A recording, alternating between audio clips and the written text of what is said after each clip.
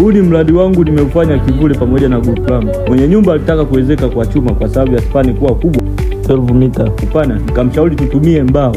Nikafanya design na nikapata majibu yafuatayo. Majibu niliyopata kwa kenchi kubwa ni kwamba tie beam ni 2x6 kwa maana ya double, rafter ni 2x4 single, king post ni 2x4 kwa height ya 2.8 mita na cross na vertical brace ni 2x4 kwa single.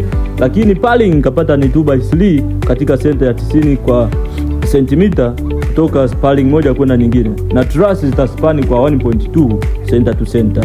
Joint zangu nitatumia misumari kwa maana ya 4 inch na kwenye single joint na inch 5 kwenye double joint.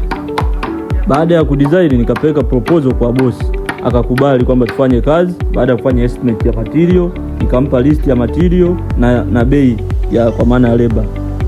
Day moja mpaka day 4 tukafunga trusses pamoja na kuseti out gata. Day 5 tukaanza kufunga bati na kufanya finishing ya kila kitu. Kazi ikaenda vizuri na tajiri aka appreciate, kwa maana alikuwa na wasiwasi kwamba inawezekana tukafunga span ni truss baadaye bati kaja kunepa, lakini kazi ikaenda vizuri kama inavyoonekana kwenye mchoro. Kama unahitaji kujifunza kudesign na kujenga, endelea kusubscribe kwa PD Online.